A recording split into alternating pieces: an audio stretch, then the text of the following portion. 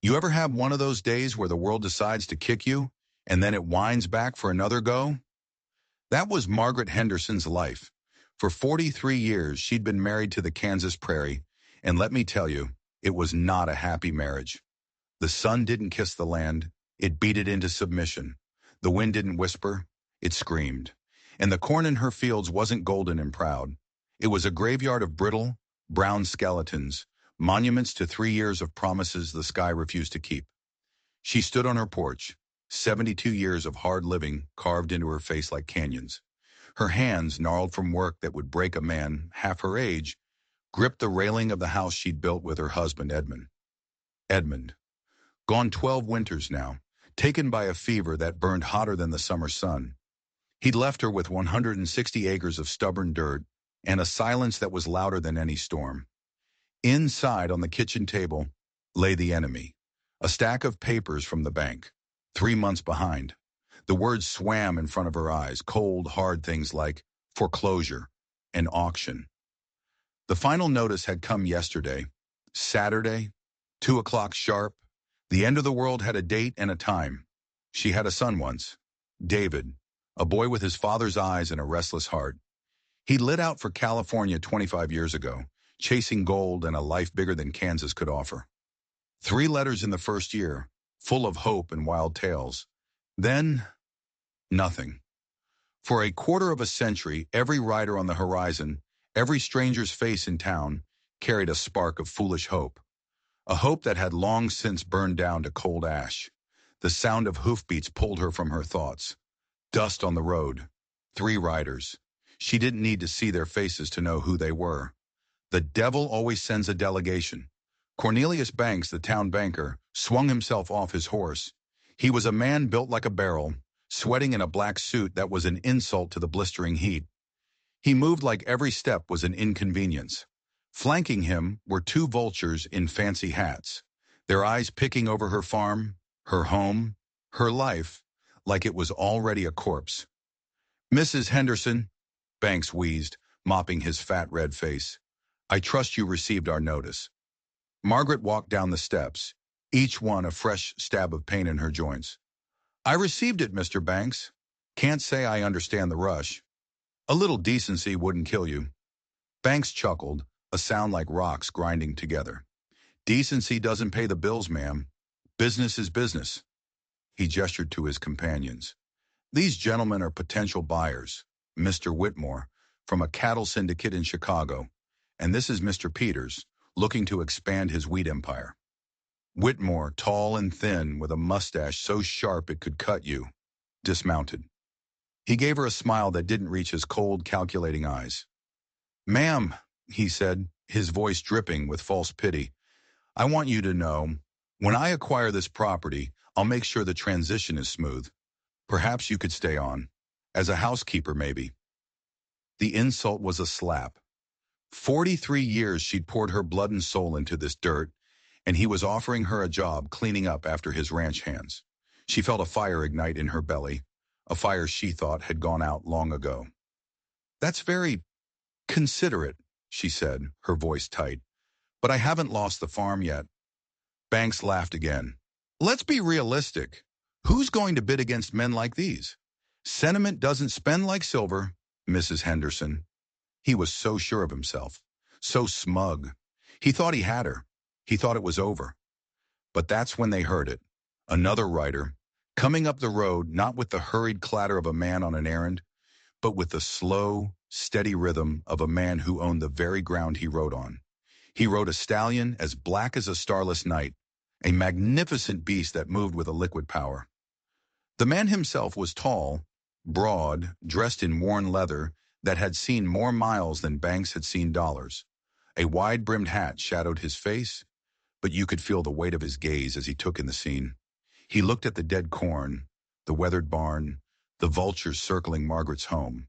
Then his eyes settled on her, and for a half-second she felt a jolt, a ghost of a memory she couldn't quite catch.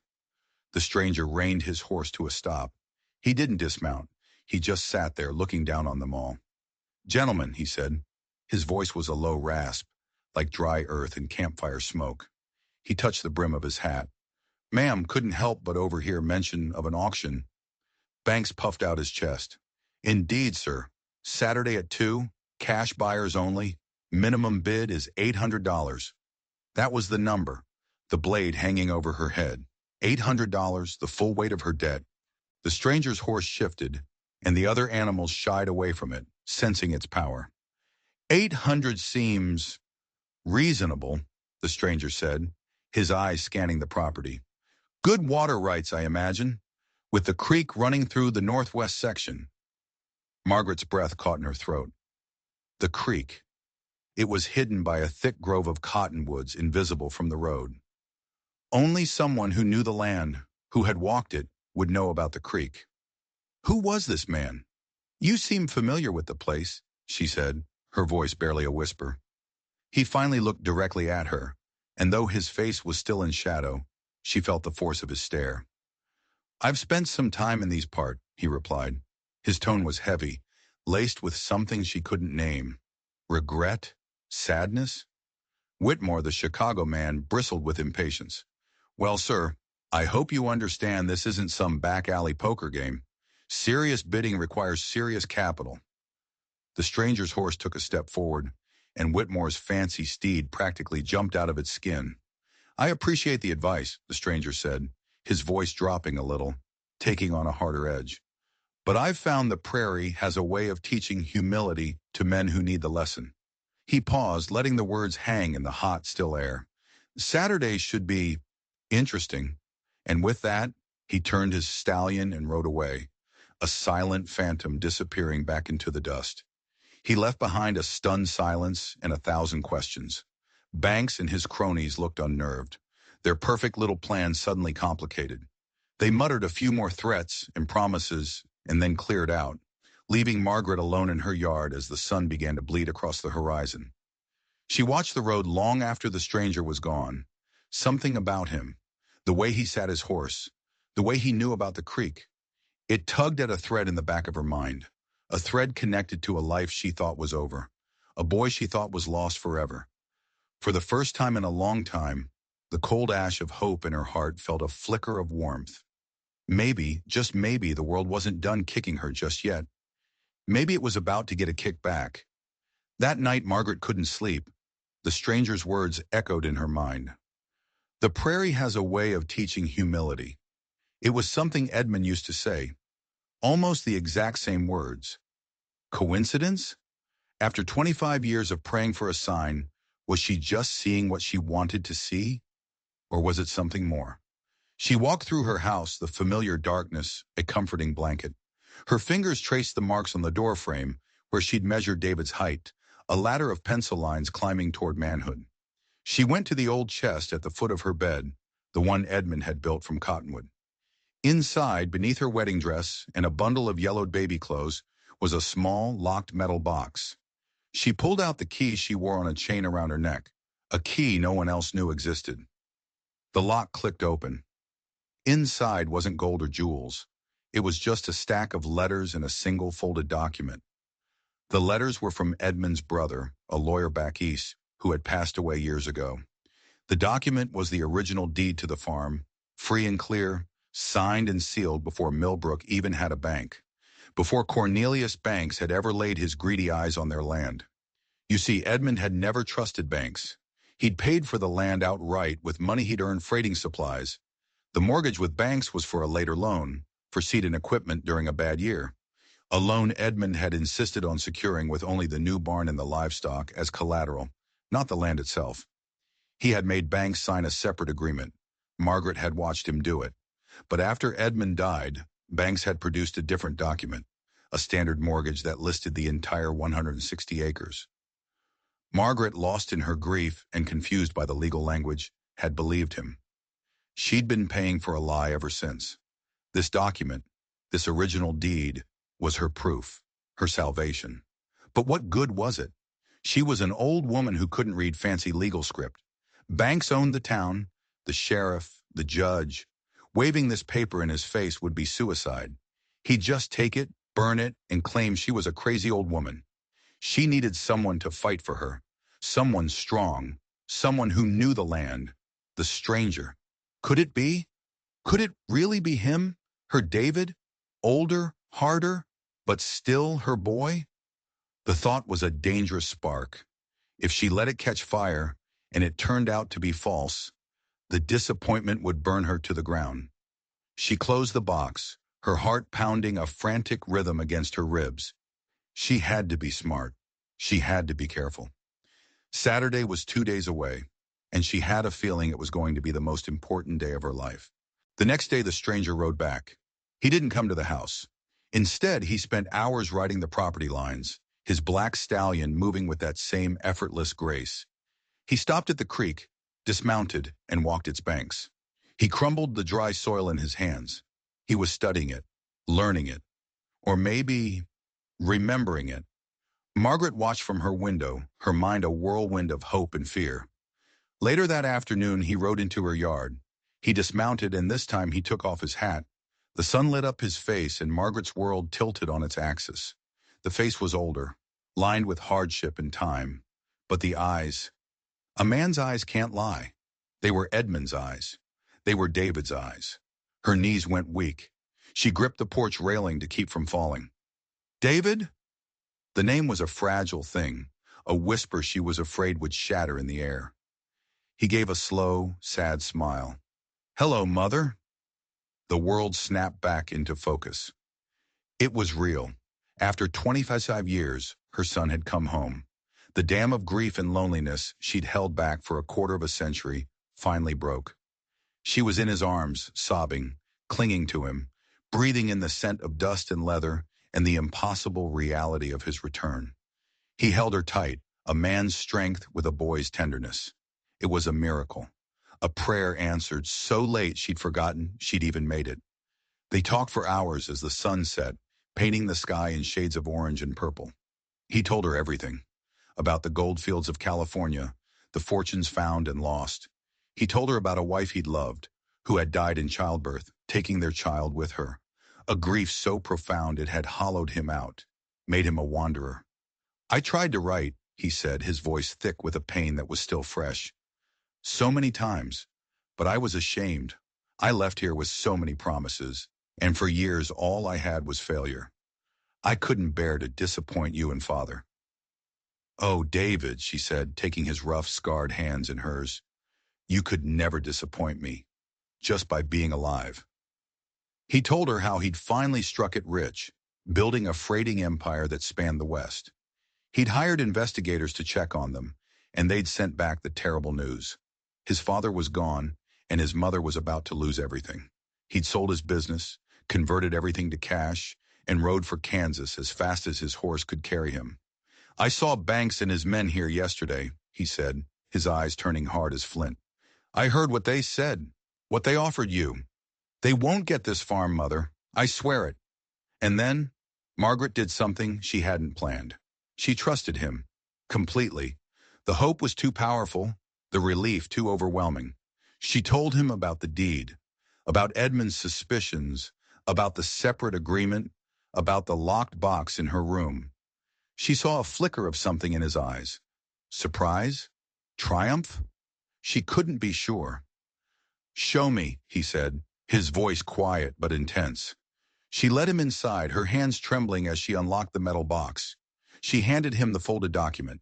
He opened it, his eyes scanning the page. He was silent for a long time.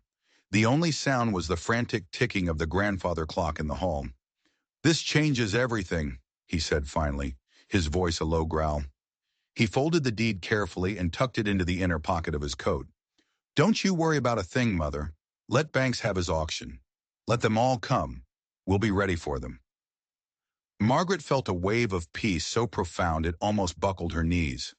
Her son was home. He was strong and rich and smart. He had the proof he needed to save their home. Everything was going to be all right. She had fought her fight, and now her warrior had come home to win the war. But as he stood there, his back to her, slipping the deed into his coat, a sliver of ice pierced the warmth in her heart. He had told her about his wife, about his child. He had told her about California and his business. But in all his stories and all his explanations for his 25 years of silence, he had never once asked about the one thing a son should have asked about first. He had never once asked, How was father? The sliver of ice in Margaret's heart began to spread. He'd told her investigators had informed him of his father's death, but it felt wrong, a lie to cover a hole in his story. She pushed the thought away. She was being foolish. She was old and tired and scared. Her mind was playing tricks on her. This was her son. He was here to save her. She had to believe that. The day of the auction arrived, hot and breathless. The whole county seemed to have turned up. Farmers in their Sunday best, their wives carrying picnic baskets, children chasing each other through the dying cornstalks. It was part funeral, part circus, a public spectacle of her private ruin. Banks stood on a makeshift podium, sweating in his black suit, looking like an overfed crow. Whitmore and Peters, the two vultures, stood near the front, their faces smug with confidence. They thought this was a done deal, a formality. They didn't know about David. David stood beside her on the porch, a silent, powerful presence.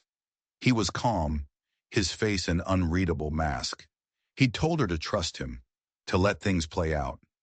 Let them show their whole hand, he'd said. A snake is most dangerous when it thinks it's hidden. The words were wise, but they felt cold, rehearsed. Banks banged his gavel. We are gathered here today to auction the property known as the Henderson Farm, he boomed. We'll start the bidding at $800. 800! Whitmore shouted immediately. 850, Peters countered. The numbers climbed fast. 900, 1,000, 1,200. The crowd murmured. This was life-changing money, more than most of them would see in a decade. David remained silent, his arms crossed, just watching. Margaret's hands twisted in the fabric of her dress. Why wasn't he doing anything? The plan was to let the price get high, then expose Banks with the deed. But as the bidding soared, a new, terrible fear began to creep in. 1,500, Whitmore yelled, a triumphant look on his face. He just pushed Peters out. Peters shook his head and stepped back. He was done. 1,500 going once, Banks cried, his face flushed with greed. Going twice. He looked around, a showman milking the final moment. Any other bids? Sold. 2,000. The voice cut through the air, calm and clear. It came from the back of the crowd. It was David. A gasp rippled through the onlookers. Heads turned. The crowd parted, and David walked forward, his boots stirring up the dust. Banks's jaw dropped. Did you say 2,000, sir? 2,000, David confirmed, his eyes locked on Banks. Whitmore was sputtering, his face turning purple. This is irregular. It's madness. It's profitable, Banks corrected, his banker's greed overriding his shock. Do I hear 2,100, Mr. Whitmore? Whitmore conferred frantically with his associate, then shook his head in disgust. I withdraw my bid. Sold! Banks slammed the gavel down with a crack that echoed across the prairie. To the gentleman for $2,000. The crowd erupted. People were cheering, clapping David on the back. He had saved her. He had saved the farm. Margaret felt dizzy with relief. Tears streamed down her face. He had come through. Her doubts had been foolish. David walked over to Banks's clerks and pulled out a thick leather satchel. He began counting out stacks of crisp banknotes and gold coins. As the transaction was completed, he turned to the crowd. Friends, neighbors, he called out, his voice ringing with authority. Today is a day of justice. For 25 years, I have been away from this home, but I have returned to see my mother safe and this farm restored to its rightful glory. He turned to Margaret, a brilliant smile on his face. He walked up the porch steps and took her hand. It's over, Mother. You're safe. The farm is ours. But as he said the word ours, he squeezed her hand just a little too tight, and his smile, she now saw, didn't reach his eyes. Those eyes weren't warm with a son's love. They were cold, triumphant. The eyes of a man who had just closed a very profitable deal. And that's when Margaret knew. She knew with a certainty that chilled her to the bone. He'd never had any intention of using the deed. The deed would have made the auction null and void. It would have meant Banks couldn't legally sell the farm at all. But David had let the auction proceed. He hadn't saved the farm for her. He had bought it. He hadn't come home to save his mother's legacy. He had come home to claim his inheritance. The man holding her hand, the man the whole town was cheering as a hero, wasn't her son. He was a stranger, an imposter, and she had just handed him the keys to her kingdom. And worse, she had given him the one document, the original deed, that could prove he was a fraud. He held all the cards. She had nothing. The crowd saw a heartwarming reunion, a story for the ages. But Margaret saw the terrifying truth. The auction wasn't the end of her problems. It was just the beginning. The fox wasn't at the door anymore. She had just welcomed him into the henhouse. The imposter, this man who called himself David, was a master performer. He played the part of the devoted son perfectly. He dismissed the crowd with humble thanks, promising a new era of prosperity for the Henderson farm, one that would benefit the whole community. The neighbors ate it up. They saw a hero, a savior. Margaret saw a monster wearing her son's face. As the last wagon pulled away, leaving them alone in the long shadows of the afternoon, the mask dropped. The warm smile vanished, replaced by a look of cold, hard business. "A fine piece of theater. Wouldn't you agree, Mother?" he said, the word mother now a mocking insult. "Who are you?" Margaret whispered, her voice trembling. He chuckled, a dry, humorless sound. "You can call me David. It's a name I've grown fond of. The real David. Well, let's just say he met with some misfortune in the goldfields. A claim dispute. These things happen." He patted the breast pocket of his coat where the deed was hidden. He did talk a lot about his mother and the farm before he passed. Talked about a special document his father had hidden away. A get-out-of-jail-free card, he called it. I thought it might be valuable. It all clicked into place. This man hadn't just stolen her son's identity, he had likely killed him for it. He was a predator who had sniffed out a weakness and traveled 1,000 miles to exploit it. He hadn't just come for the farm, he had come for the deed, the key to absolute ownership. "What do you want?" she asked, her mind racing. "What I've already got," he said smoothly. "A 160-acre farm, bought and paid for fair and square. And this," he tapped his pocket again, "is my insurance. With this deed and the bill of sale from the auction, no one can ever challenge my ownership. It's airtight." He paused, his eyes narrowing. "You and I are going to get along just fine. You'll continue to be the grieving, grateful mother, and I'll be the long-lost son. You will support my story to anyone who asks. In return, you get to live out your final days in your home. It's a generous offer. Refuse it, and I'll have you declared senile and shipped off to an asylum." Who would they believe? A confused old woman or the town hero? He was right. She was trapped. She had no proof, no allies. He had the money, the story, the law, and her deed. He had won. For the next few days, Margaret lived in a nightmare. The imposter moved into David's old room. He ate at her table, used her husband's tools, and talked about the future of his farm. He was charming to the neighbors who stopped by, telling them stories he'd stolen from her son's life. And all the while he watched her.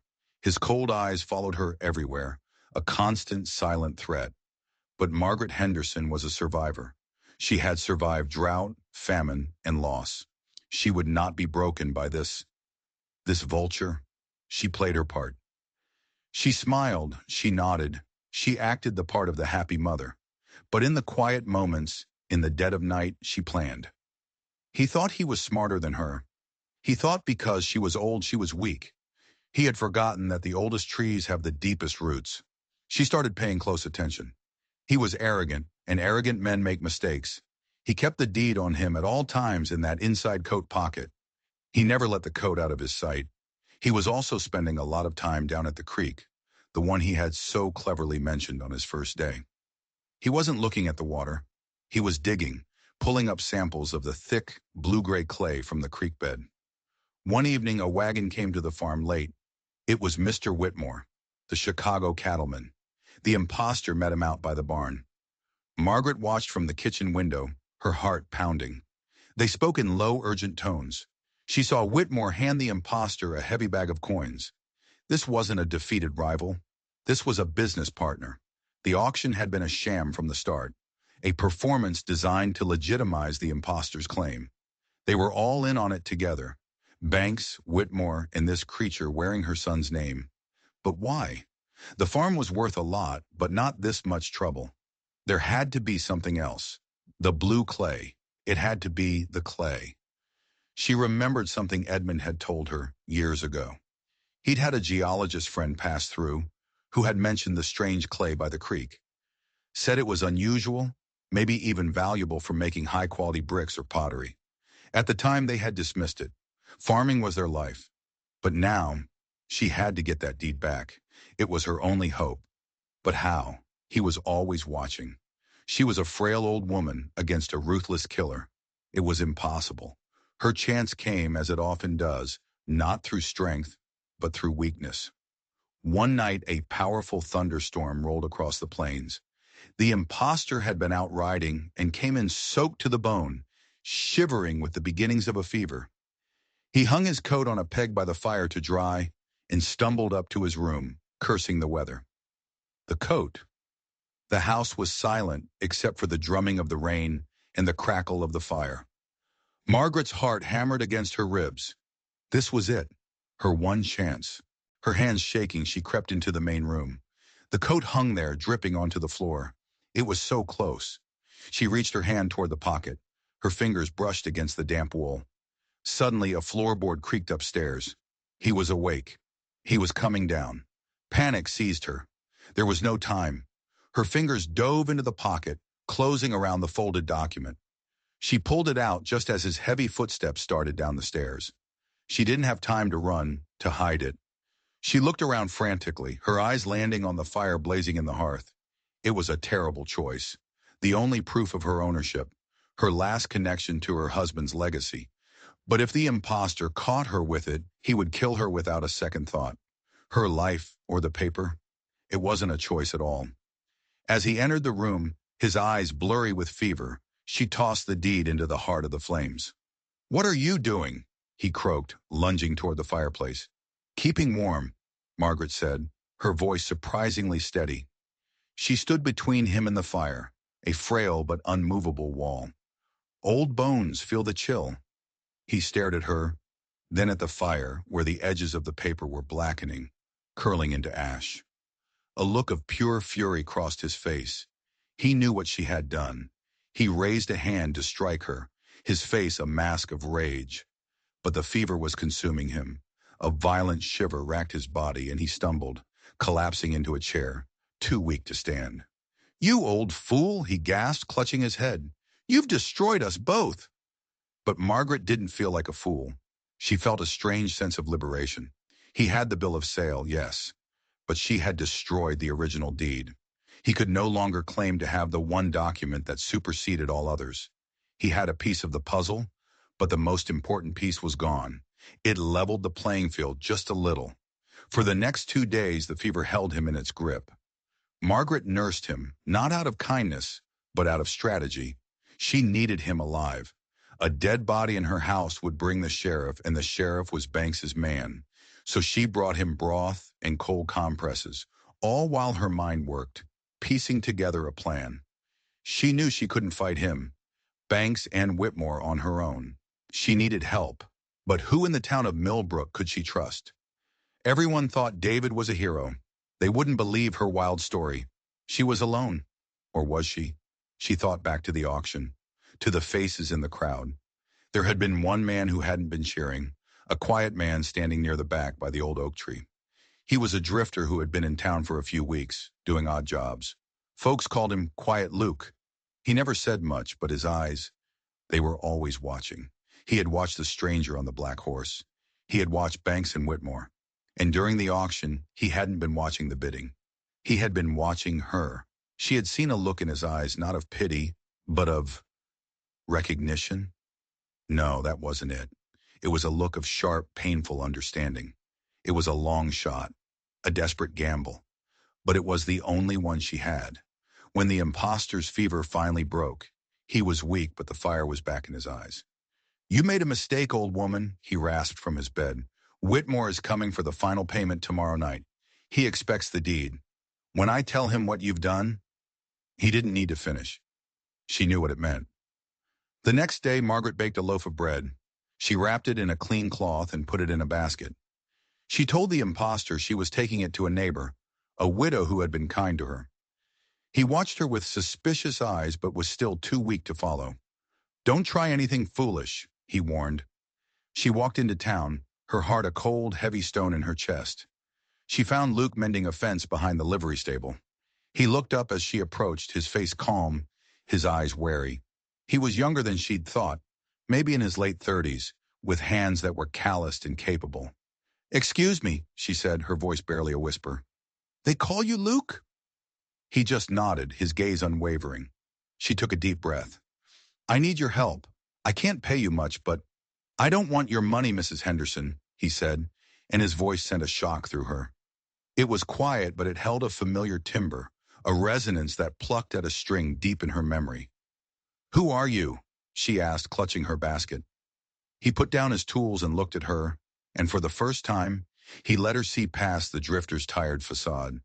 He looked at her with an aching sadness, a profound and terrible grief. "You don't recognize me, do you?" he said softly. "I guess 15 years in a Yuma prison will do that to a man." He pushed a lock of dusty hair back from his forehead, revealing a thin, white scar just above his right eyebrow. A scar he'd gotten when he was 10 years old, falling from the hayloft in their barn. Margaret's basket dropped to the ground. The world spun, the light dimming at the edges. It wasn't possible. It couldn't be. The man standing before her, the quiet drifter, the convict. It was her son. It was the real David. The story spilled out of him in a torrent of hushed, hurried words. He hadn't gone to California to chase gold. He'd fallen in with a bad crowd, a gang of outlaws. He was young and stupid and desperate to prove himself. It had ended, as it always does, in disaster. A botched train robbery, a shootout. David had been caught, sentenced to 20 years in the notorious Yuma Territorial Prison. "I couldn't write, Mother," he said, his voice cracking with 15 years of unshed tears. "I was too ashamed. I couldn't tell you and Father that your son was a failure, a convict rotting in a cell. So I let you think I was dead." He'd been released early, for good behavior. He'd come home, a ghost of the boy who had left, only to find his father gone, and his mother in the clutches of a con man. He'd arrived in Millbrook a few weeks before the imposter, trying to get the lay of the land, trying to figure out how to even begin to explain himself. Then the man on the black stallion had shown up, calling himself David Henderson, and the real David could do nothing but watch in horror as his own life was stolen from him for a second time.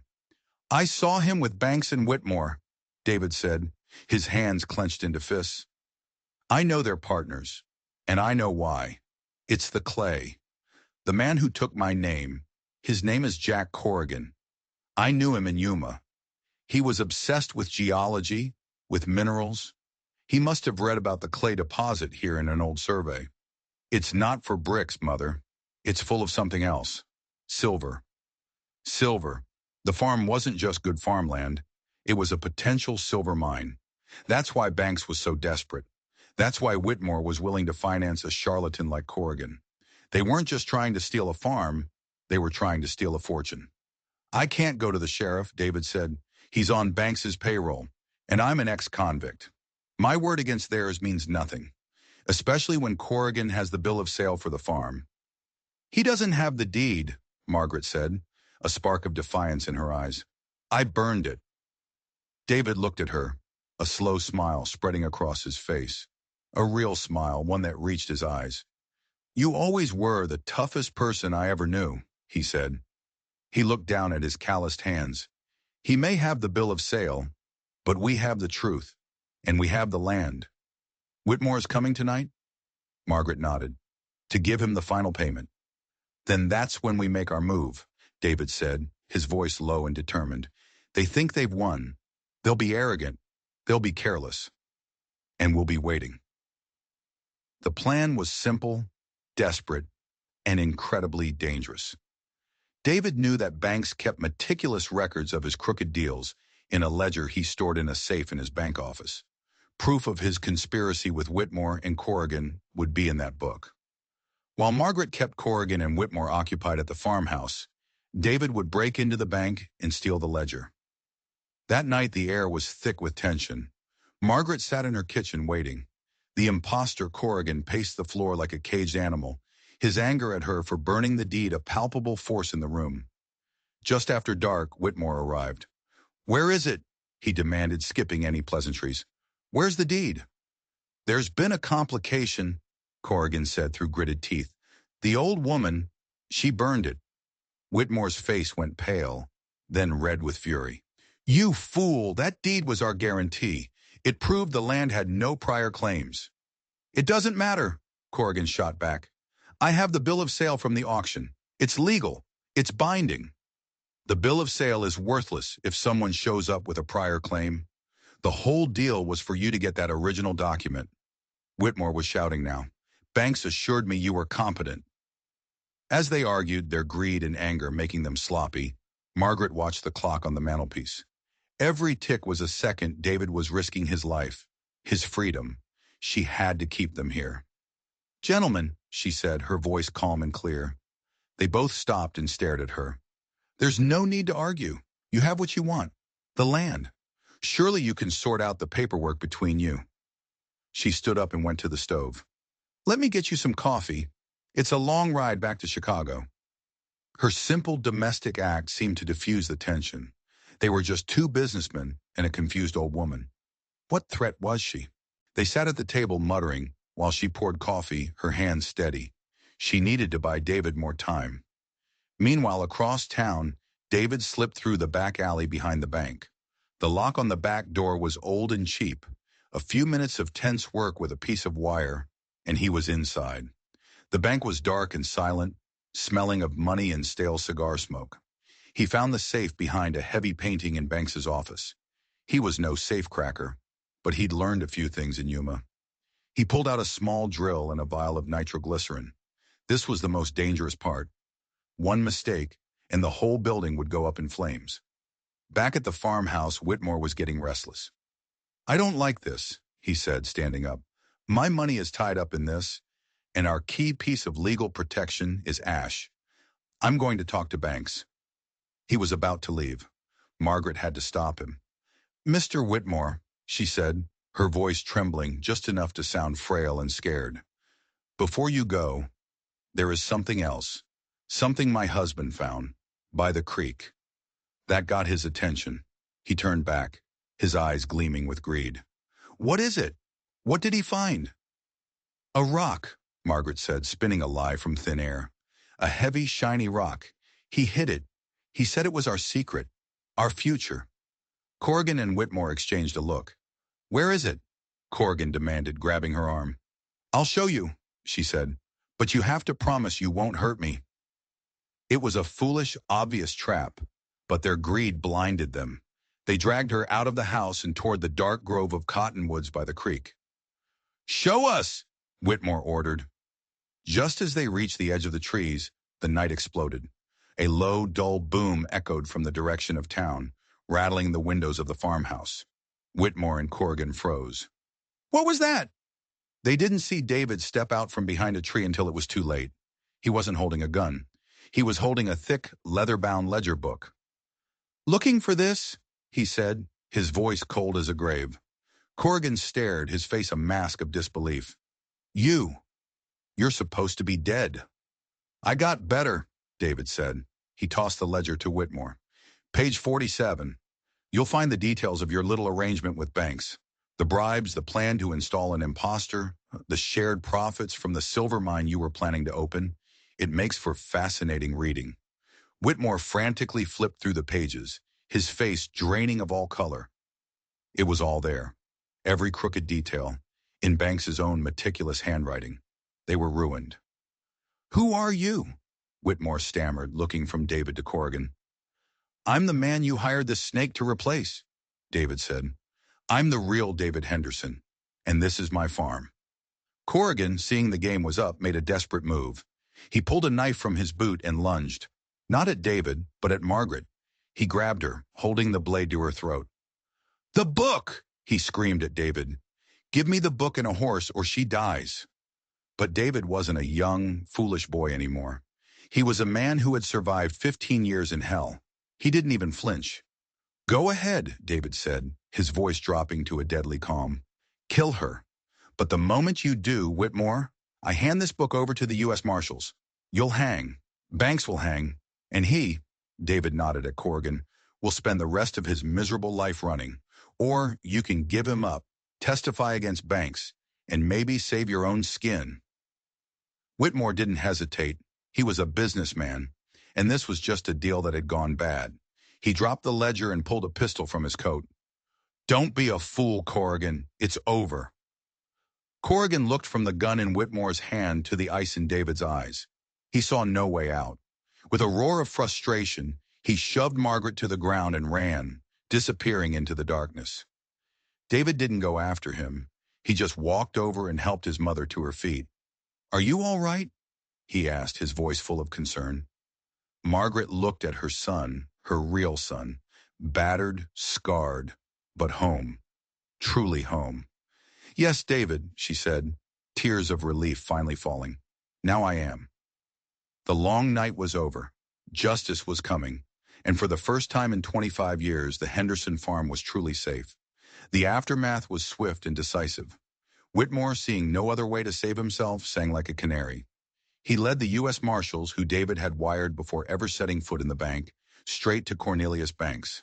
They found the banker trying to burn his files, the exploded safe gaping open in his office. The ledger David had taken was just one of three. The full scope of his corruption, implicating judges, sheriffs, and businessmen across 3 counties, was laid bare. It was the end of his empire. Jack Corrigan, the imposter, was found a week later, trying to hop a freight train out of Kansas. Without his powerful backers, he was just another desperate man on the run. He was sent back to Yuma, this time for good. Justice, it turned out, had a long memory. David Henderson, the ex-convict, became a reluctant hero. His testimony, combined with the ledgers, cleaned out the rot that had taken hold of the county. When the whole story came out, the prison sentence, the stolen identity, the daring plan to save his mother's farm, the people of Millbrook didn't see a criminal. They saw a man who had paid his debt to society and returned to right a terrible wrong. They saw a son who had come home. He and Margaret had their reunion, the one they should have had from the start.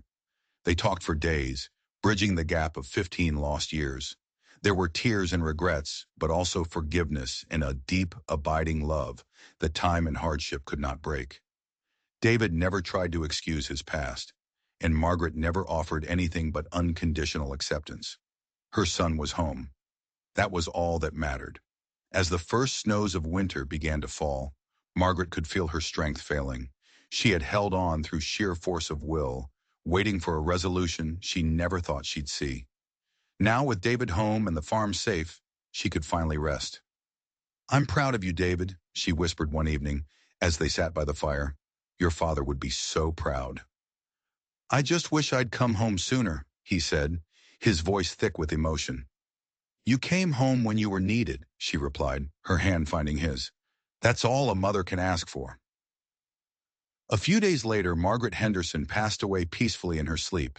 She was buried next to Edmund in the small family plot, under the wide-open Kansas sky. Her fight was over. David didn't sell the farm or the silver mine. He honored his parents' legacy in a different way. He used the profits from the silver not to build a personal fortune, but to rebuild the community. He established a fund, a farmer's bank, that offered fair loans to those struggling, ensuring that no one would ever have to face a predator like Cornelius Banks alone again. He made the Henderson name a symbol not of wealth, but of hope and second chances. He never forgot the long road he'd traveled, the mistakes he'd made, or the fierce love of the woman who had never ever given up on him.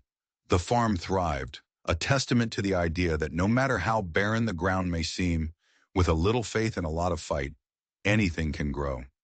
The prairie keeps its secrets, but it also keeps its promises. Sometimes the path home is long and hard, full of wrong turns and dark prisons, but the journey is always worth it, because at the end of that road is a love that endures, a legacy that matters, and a peace that, once found, can never be taken away. If this story of resilience and redemption moved you, don't forget to hit that like button and subscribe for more tales that dig deep into the heart of the human spirit. And we'd love to know, what's the one thing you would fight to the end to protect? Let us know in the comments below. Thanks for watching.